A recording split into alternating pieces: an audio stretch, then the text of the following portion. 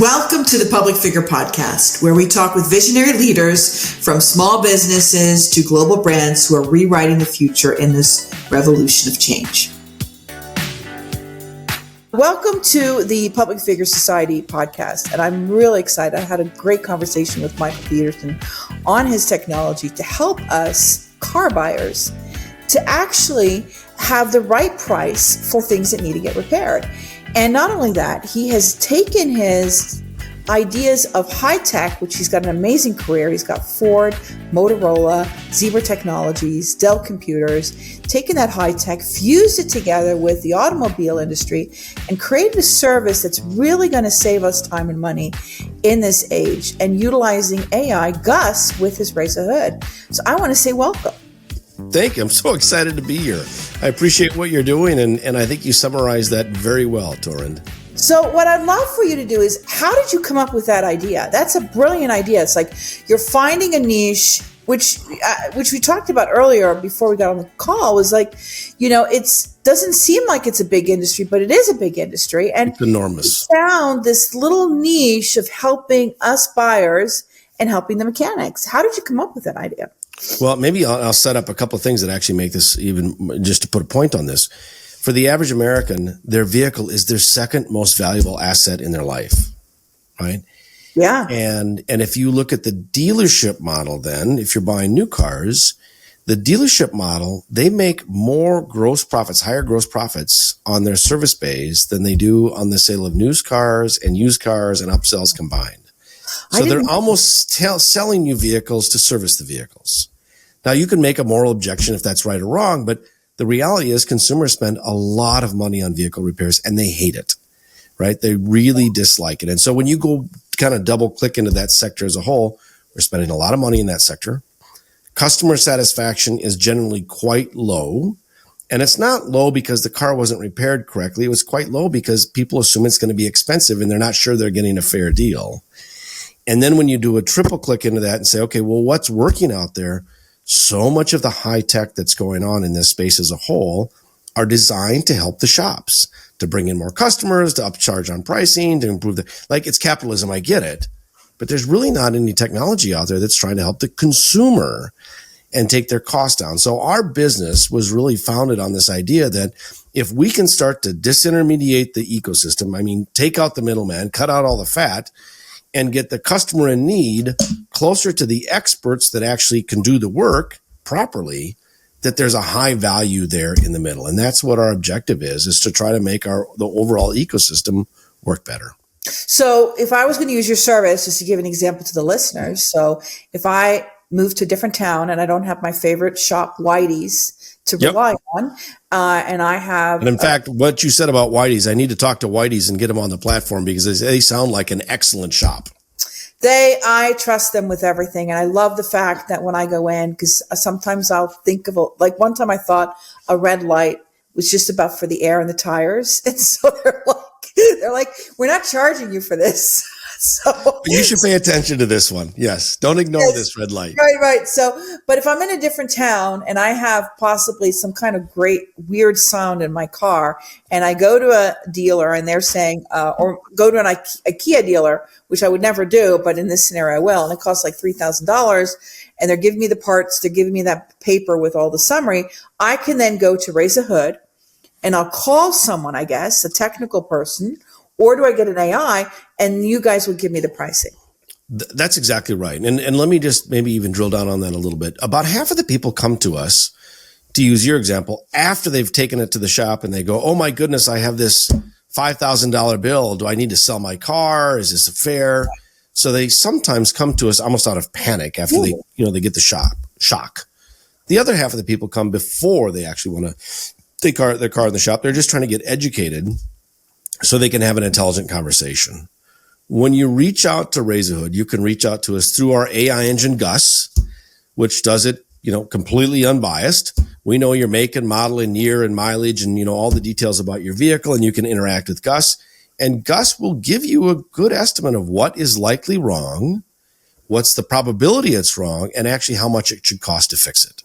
Wow. The other thing you can do is you can just call one of our telemechanics who are standing by and speak to a telemechanic. And these telemechanics, the average telemechanic we have is about 20 to 30 years of experience. They were active mechanics. They have good customer care, qualities, but now you're talking to a subject matter expert. Either way, you're getting a straight answer in an unbiased way. And I would challenge you to go to any dealership, and I'm picking on Kia here just because you brought it up, right? And go and say, hey, I have some technical questions about my car. Can I just talk to your mechanic for like 10 minutes? I just got a couple of questions, just 10 minutes. There's no way you're ever going to be able to talk to that technician, right? To get a straight answer. They don't have time. Their job is to make money for the dealership. Right. And so we enable customers to be better empowered to make smarter decisions and take down their cost of car care, not only when it breaks, but if they want to hang on to it longer, where they should make investments or not, to make sure they can drive it as long as they want to or need to. So you're following the movement of using AI to empower people to be better leaders of their own lives. Absolutely. Wow.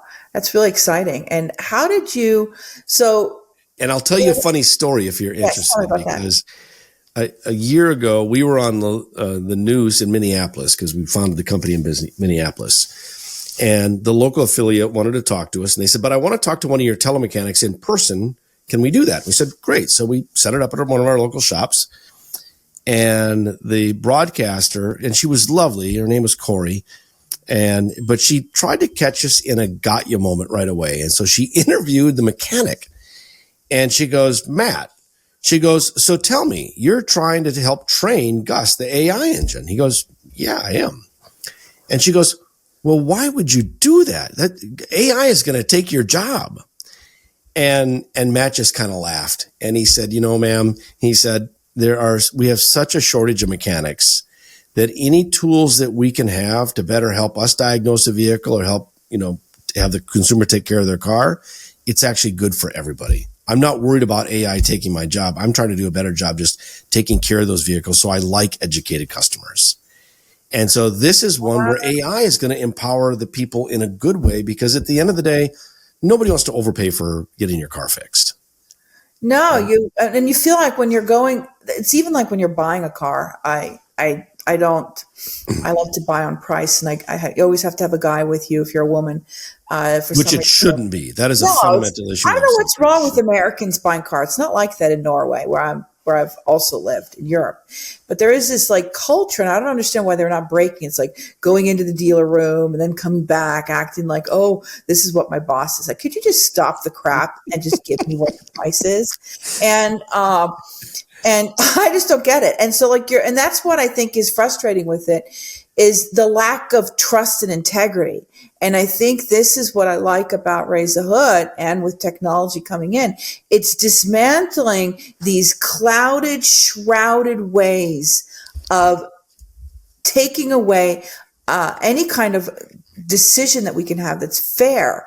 And because with women, they're just using us. I have a couple of funny stories, if I may, on that topic, because I do think there is some misogyny in our sector without question. There's some great shops out there, but there's also some that feel like you're stepping into 1956. Oh my gosh. And I was reading, there's a trade publication called Automotive News, and it's really designed for dealerships and, just people in the sector.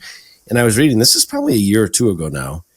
And one issue is dedicated to what they call the woman problem, right? They have a hard time, attracting women into the dealership. And so they interviewed this gentleman, and he was from the South. I think it was South Carolina.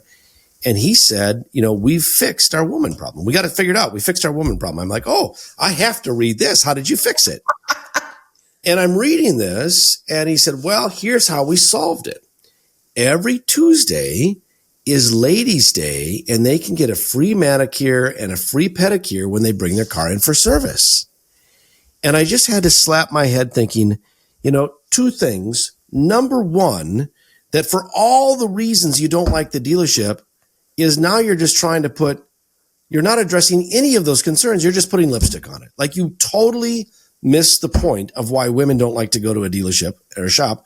Second is you were obtuse enough that you actually put that in print and told everybody that you didn't understand. But he was quite proud of it. He said, yeah, we solved it. We just solved it because we give them a free pedicure, and then, everything, all the pain goes away. And so that is just fundamentally wrong. The other thing that I thought was interesting, I was presenting, this is early in the business, I was presenting to a small group of kind of a startup community. And there were 2 or 3 women in the group. And they said, so Mike, let me understand. Does Gus know what gender I am? And as an engineer, I thought, well, of course Gus doesn't know what gender you are. Why would he care? I mean, the car is broken. It doesn't matter if you're a male driver or a female driver or somebody in between. And they said, well, are you sure? And so they were kind of pressing me. Does it know if you're a woman or not? And once they realized that I was being sincere, that Gus, our AI engine, doesn't know if you're a female or not, they're all of a sudden they were genuinely attracted to this solution because they knew that they were going to get the same answer whether they were working with the AI engine or whether their husband or partner was. And it had never really occurred to me how deeply seated some of those fears are, and sometimes rightfully so. Yeah, and I think, well, when I was talking to a mutual friend of ours, Kathy Droz, just how the industry has changed, that, because of online and knowing the pricing and the blue book and having those data points, they can't really trick you as much as they used to able to trick you.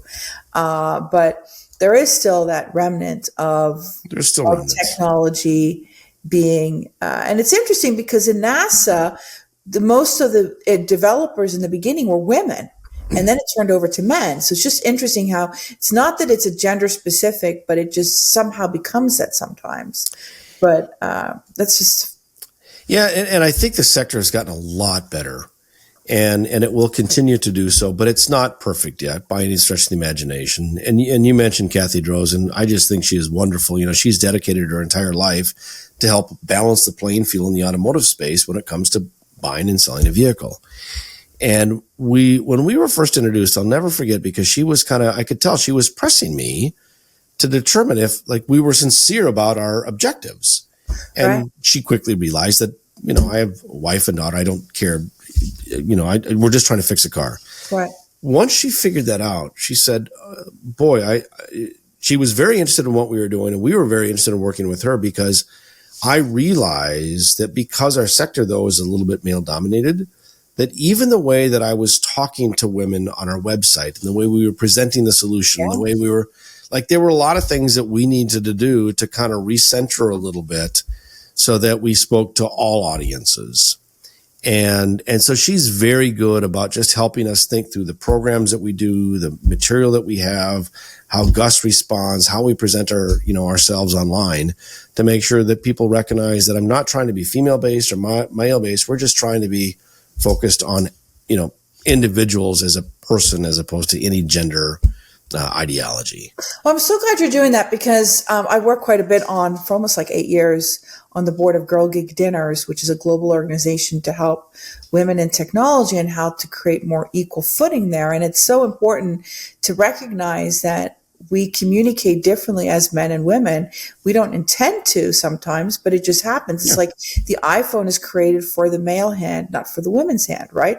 There's certain little things you don't even think about, and 99% of the people that are devising and designing this are men. So you're losing a perspective of it. So I'm really happy that you're actually bringing in a woman to help with that communications, because I do believe that's going to make it better because we don't even realize the bias that we have.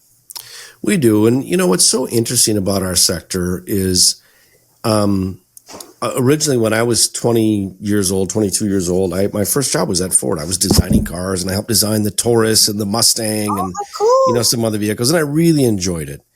But Ford, even back then, 30 years ago, was trying hard to get women up the ranks. They were trying to get more female leadership. And it was hard, only in the spirit that there just weren't as many women interested in the sector as a whole. Mm.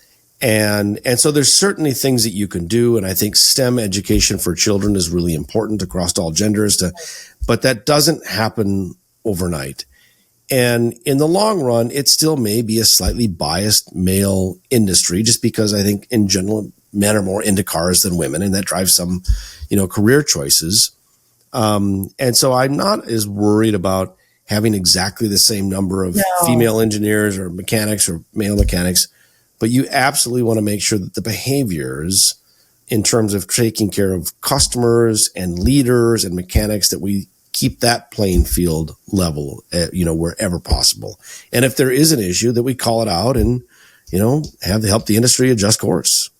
But you know what I think what's interesting? I don't think it's really about women and technology. I think it's about creating technology for someone that's not interested in technology to understand it. Because that's what I've worked on, like with oil and gas, climate, engineering. It's really about how do you simplify it in such a way that people feel they can trust it? Because sometimes the language gets to be so complicated, you start getting uneasy, and then you don't trust the offering that's brought to you, right? So I don't really think it's about that. I think, and that's why I'm so glad about Gus, because you're bringing that knowledge of the depth of these engineers to simplify it in a way that a regular citizen that's not interested in technology but needs to use the technology will actually understand it. Well, and to your point, one of the things we just released Gus version 1.5 yesterday, in fact. Oh, wow, that's exciting. And it's about 98% accurate when people talk to it up front about its problems in terms of diagnosing what the hell you should do, what the heck you should do, how much it should cost. So it's not perfect yet, but it's 98% perfect. And so we're excited about that. Yeah, that's great. Congratulations. But one of the things that we learned, Torund, is that to make Gus more accurate, we had to train Gus how to do a better job talking to customers and listening to customers and asking the right questions. One of the things that we found is that, and you can try it if you go to razorhood.com and just hit the AI button and it'll help you. But as you go through the questionnaire, we talk about dashboard lights. And you mentioned when we were talking prior about dashboard lights. And it says, are there any yellow or red dashboard lights that are on? And if so, you don't describe them. You just actually click the dashboard light that you see. So that's great. Even if you don't know what that dashboard light means, you can just match the pictogram and, click the right one. And then Gus intakes all of that information into the diagnostics. So, that's a dream. I'm going to be using that. Oh my God. It makes it a lot easier for people because some of those icons, you look at them and you go, it's some squiggly thing with a triangle on it. I don't know what that actually means. No. Right. And I hadn't driven a car in almost 17 years because I lived in New York and I sold my car and then I moved to Norway, and in Norway I didn't have a car. I didn't need one. And so when I got a car during COVID here, I was freaking out because I hadn't had a car for so long. And the last car I had was a manual, right? And so you have all this tech stuff and so these lights and they thought I was like kind of like off the pasture. Like, who is this person? I go, you got to understand, I haven't had a car in so many years. My friends had to like kind of accommodate me to this new technology, and I'm like, oh my gosh, things have changed so much. But I had some really nice people that sold me the car, but it was just really funny how I'm so glad you're doing that because you can't assume things. We assume so much when we're creating something, and I think it's that assumption. That's what I like about AI. It is taking away and challenging you on the assumptions. And to your point exactly, if imagine for the average person, I'll pick on you just for a moment, right? Because you're not a car person, right? That's not important in your life. You use a car for transportation, right? And you like your car, but it's not like you go to a cocktail party and spend a lot of time talking about cars, I would assume. Well, no, I do use it for my branding. It's one of my secret weapons of brand strategy. So that's what Kathy was laughing at me. So I use cars as a tool of getting down to in the depth of people's branding perceptions. But perfect. I don't really care about cars. So you're absolutely correct. But what's interesting is imagine these engineers and designers that are trying to design a vehicle for everybody as user friendly as possible. And even you would admit that the average car is kind of hard to use sometimes. You don't know what all the buttons do, and you don't know what the symbols mean. And that's designed to be customer facing. Right. Now, imagine in the service sector, which is not designed to be customer facing. No, it's not. It is inherently very confusing. So how can we help demystify that so that the user, the customer, can actually make smarter decisions in their point of need? And that's the part that I'm excited about because exactly to your point, we're starting to unlock the right information to empower consumers to make better decisions and ultimately bring the sector, the service providers and the folks in need closer together and take the cost out. And who doesn't like the idea that I'm going to make an ecosystem more efficient, especially an ecosystem that people don't like to begin with today? So I find a lot of people that we talk to, they kind of go, I just think, whether you're successful or not, I want you to be successful because I want to use your service because I don't like getting my car repaired. And so that's why we know we're at least down the right path, because people are genuinely excited about the solution, knowing that, semi-smart people like us are actually spending a lot of money and time and effort trying to bring this thing to life. That's great. So what is next for Raise the Hood? Well, it's interesting. We're launched across most of Phoenix right now. And now with about 50 shops, and we're growing, and in those shops, most of those will now start to pick up our white label solution. So shops like Whitey's that you said, which I hope is a partner of ours at some point in time, they can help out customers directly just by going to their website. And it makes it easier for Whitey's to help customers, and it's easier for Whitey's customers. Now, we only do that. We only partner with about 20% of the shops in an area. We find the best 20% of the shops, 25% of the shops. And we do that through a variety of ways. And then we actually certify them to make sure customers know exactly what they're good at and what they're not good at. The car you would take your Kia to is not the same dealership or shop that you might take your Porsche to. And so we know what their specialties are and their strengths and weaknesses, so we can match up problems to shops. For us, we're optimizing Phoenix, and then we start rolling out to other cities. Minneapolis, Minnesota is the next one. Dallas is likely after that. But once you optimize this model to drive growth in a region or a city, that's when you can start going city to city. What you don't want to do is just say, okay, it's out there and it's not optimized yet, but I'm going to spend a lot of capital and marketing dollars to try to go everywhere. You want to get it right first. So we're at that stage. So let me ask you this, though. But if someone is in New York and just wants to know about pricing, can they go on your website and use Gus?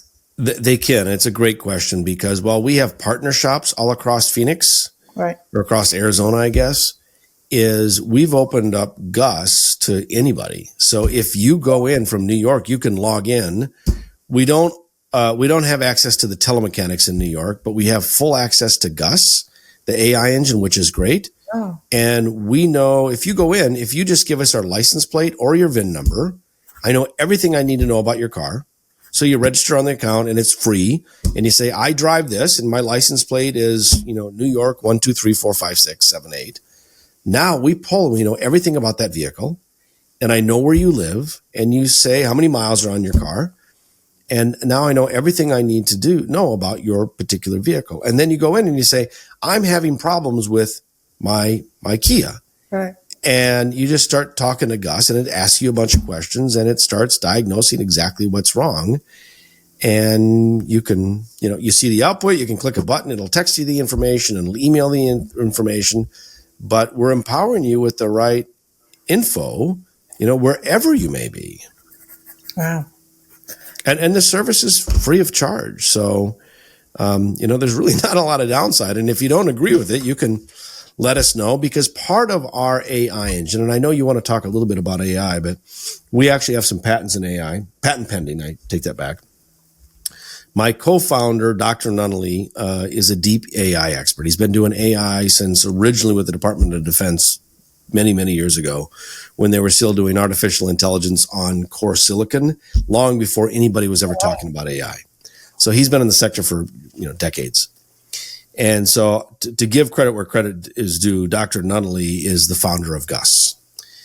But what makes Gus unique is we pull in terabytes of data across the broader internet. And then for every partner shop we have out there, we get a copy of their repair orders of what was wrong, what the car was, what the mileage was, what the customer complaint was, and what was fixed. Those become highly valuable assets in tuning the AI engine. And then we have a team of telemechanics who have a lot of learned experiences, and they look to see where Gus is performing well or not well. And if we see areas of Gus, we can mechanically go in there and kind of tune the AI engine. And so imagine this AI engine, it's taking huge swaths of data from multiple sources, and then finally it's validated by professionals to make sure that it's accurate based on their real world experiences. And we're not doing it just by the numbers. So we want to incorporate learned information from mechanics coupled with these big data sets that we get through multiple areas. That is exciting. Wow. So it's human plus AI. It's human plus AI. Experience plus the high tech. I think that's the best combination, really. We are. And, and I think some of this, we all have our biases. I have a few biases because my father was a mechanic when I was growing up. Right. Which is why I ended up in engineering school. And, I suppose in part because why I'm here today. But I see all of these aging mechanics or seasoned mechanics, and they know so much information, but there's no way for them to kind of get it out, right? They're not on social media telling them everything they know, right? They're not writing a book. If you want to extract information of them, bring your car in and they'll fix it for you. Right. So our challenge is, how do you take all that human information and extract it from them in a way that I can pull it into this artificial intelligence engine? Because we want Gus to be as smart as the master mechanic who has done that same project 100,000 times. Because the problem with the mechanic, let's say you're a mechanic and you're working on Kias. You might see a problem with your Kia Soul that has a water pump issue 3 times a year. Like, those are 3 data points that are real. They had to replace 3 data points. But that water pump has been replaced 100,000 times across the universe of all these Kias.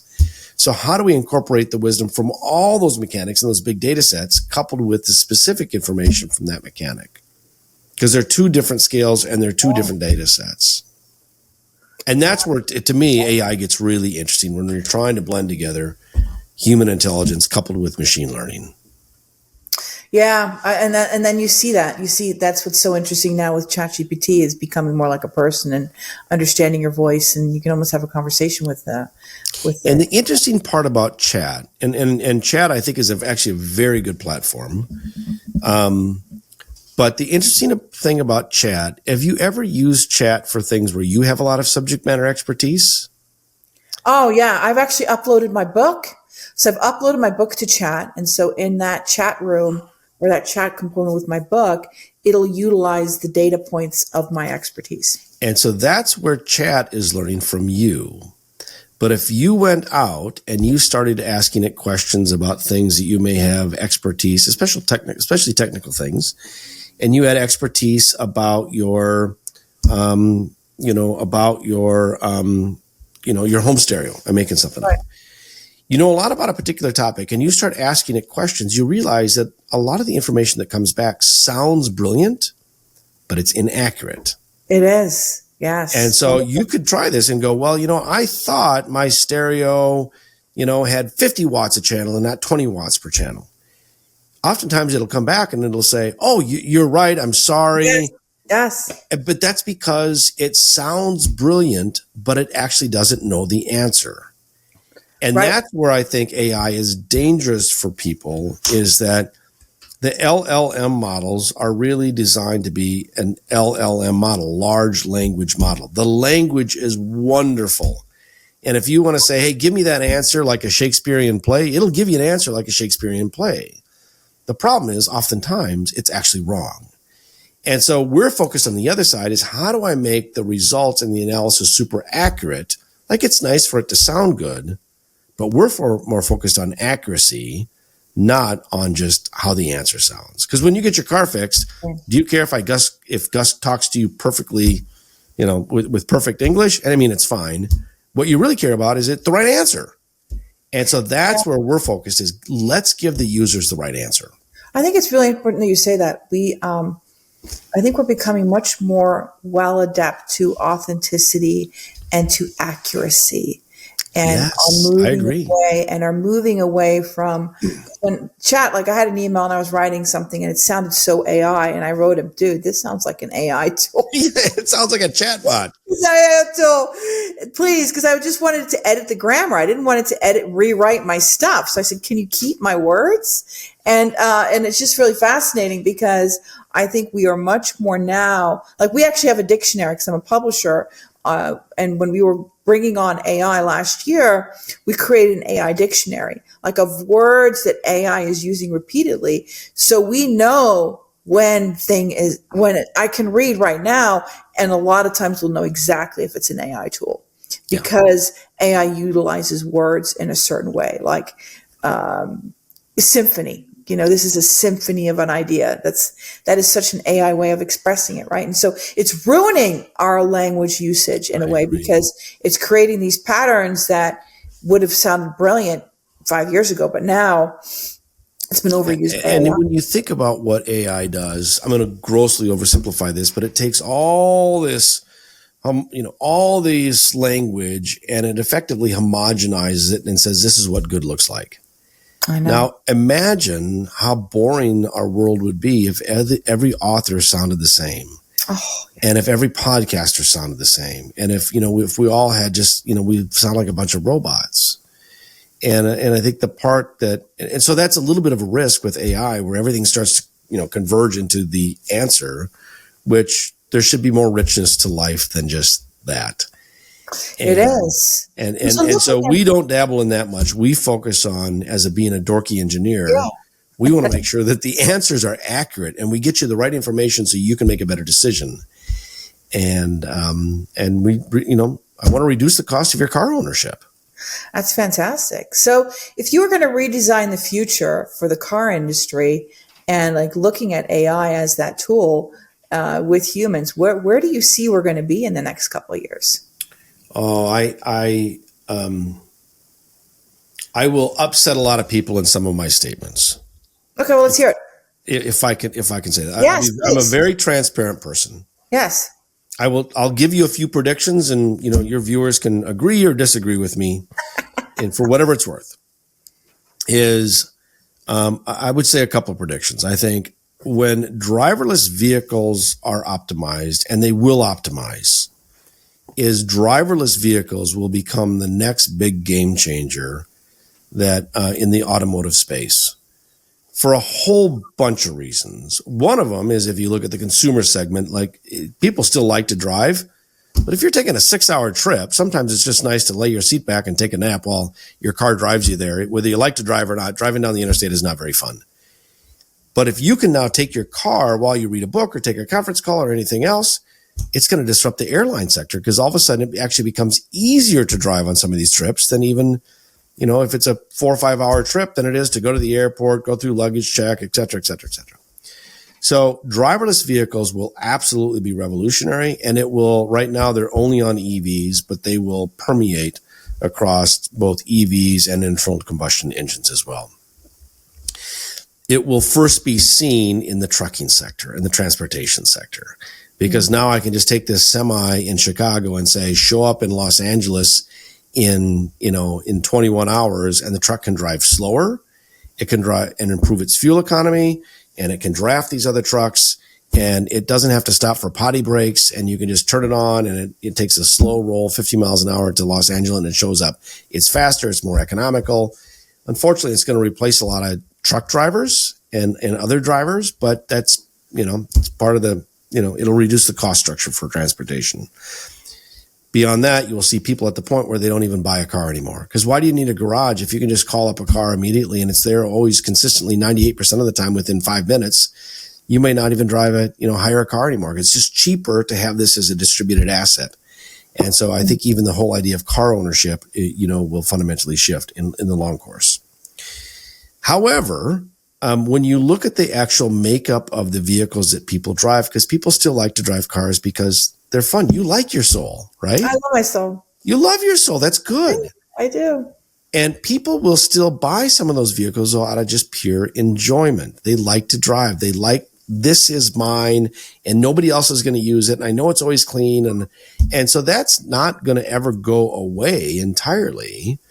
And so you will actually see vehicles, a certain percentage of them stay somewhat simple and spirited without the overcomplicated aspects of all the technology. A great piece of data that I always think is fun. If you look in North America, the number of cars that are sold with manual transmissions is going up. I love manual transmission. And it's because people still like to engage with their vehicles. And so I think when you put all of this together, you're going to see a further separation of what you're able to buy. And, from electric vehicles, from internal combustion to self-driving to just pure old-fashioned sports cars. And so I think you're actually going to see a wider dispersion of what types of vehicles are available out there.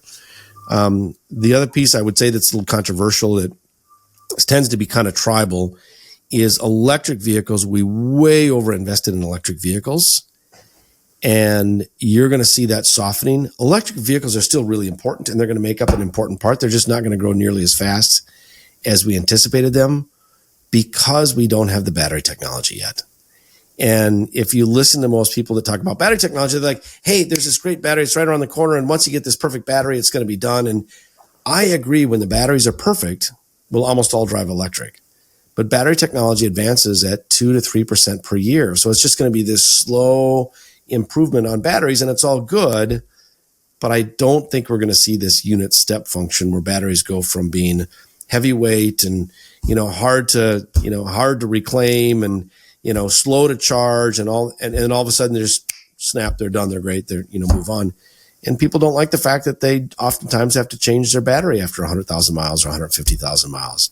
Because once you do that, the vehicle is effectively worthless, and nobody wants to buy a car knowing that it only has so many miles before you effectively have to sell it or bring it to the scrapyard. So interesting you say that, because in Norway saved Elon Musk's Tesla because the government helped with all the subsidies. So Norway has almost 70% electric cars or something like that. I think it's actually, the new cars are actually higher than that, Torund. Yeah, and they're making all of these, and it's fascinating because they're doing a whole culture shift. Because I was pissed. It's like my brother's driving. We're driving for 2.5 hours, and we have to stop for 20 minutes to get electricity into the stupid car. And so you're forcing people into a different time warp. It's like you just can't drive from one destination to the next. Now you have to configure in all of this breaks and time. And it just seems like, I believe technology should make life easier at the same time being renewable, but it doesn't. And then it's not even that practical because the batteries themselves have a lot of issues of the environment and of treatment of kids with all of the rare earth minerals. And so they're going to get better, and we should continue to keep investing in batteries. And I think it's wonderful. What I find, though, when you start talking about EVs, I'm very much a pragmatist. Right. I see the upside and the downside. My wife would be a great candidate for an EV. I probably would not. And if you talked about those challenges in Norway, in the U.S., we just have longer distances to drive. Right. And if you're going across North Dakota on a 10-hour drive and it's 30 degrees below zero, you don't want an electric vehicle, right? No.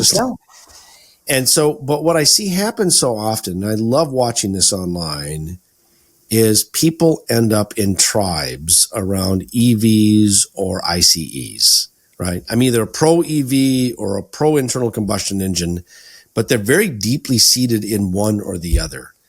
You often don't find these pragmatic kind of pros, cons conversations about one of the, the intersection of the two. People just very quickly go, oh, you don't love EVs, you don't get it, right? Or on the other side, they go, well, how can you like EVs? You're a, internal combustion is the way to go, and it's proven it'll last forever. And like any solution out there, the best answer depends on your needs.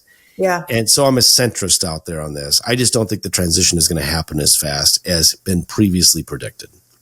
Let me ask you this then, and then we're going to be coming to close. But so you're thinking, at least now with Trump, the oil and gas industry is going to be going up, and he really wants to invest in vehicles that are internal combustion. So we are going to possibly see then driverless cars not just be electric. That's kind of one of your predictions, correct? I think driverless, electric vehicles will still continue to grow. Right. I don't think they're going to grow as fast as they used to, because they are going to pull away some of the subsidies, and it's just going to be a flat market. Right. And EV acceleration absolutely happened because there was big subsidization with that. Once the subsidizations are removed, Norway's a great example. Is one of the reasons that Norway did so heavily towards electric is it was highly subsidized in a multitude of ways, right? Wow. And once those subsidies go away, is it will soften the growth curve on EVs. But I think what you'll find is that the value of driverless vehicles is substantial to just about anybody, no matter what you're driving, right. EV or non-EV. Right. And so I think that technology will start to permeate across a wider swath of vehicles. Wow. And we're seeing that already in the trucking industry, where there are these driverless vehicles happening in heavy trucks. And when they're launched, they will be internal combustion engines. And the reason that heavy trucks will stay internal combustion engines for a long time is that the technology around the energy density of gas versus the energy density of batteries, gas is just way, way better in terms of how fast you can fill up and how far you can go on it. You just can't get enough batteries on most semis to go long distances with a fast refuel. Wow, that's exciting. So it's going to be a really dynamic 20 years. But the point is, no matter whether you believe me or not, the one part everybody would agree with is that we're still going to need cars to get around. Mm-hmm. And these things are going to break. I guarantee it. They're going to break. And in fact, they may break more often because they're going to be way more complicated. And when they break, we're going to want to get them fixed. And that's the system we're trying to fix. Like, I don't care if you drive an EV or a diesel or a driverless car, whatever it is, we want to make sure that we're prepared and the sector is prepared to take care of it when something goes sideways. And make sure you're not paying an arm and a leg. And make sure you're not paying an arm and a leg. Exactly. That's fantastic. Well, you're doing great work there. Thank you so much for your time. One last question, which I ask everyone, is at the end, because I believe all of us are meant to build legacies. And what is the legacy that you want to leave behind as a public figure? Oh, that's a great question. I don't know. I don't know what that is. I think you do know. That's very insightful questions. Now you have me stammering here. You know what makes me happy is I feel like when you try to leave something a little better than when you found it, that feels good. Yeah. Right? When you're a net add to whatever organization or group or society or sector it is. And I think that's why I'm doing Razorhood. I just want to not give back. I'm not a pure altruist. I mean, we all have some capitalism in us, obviously.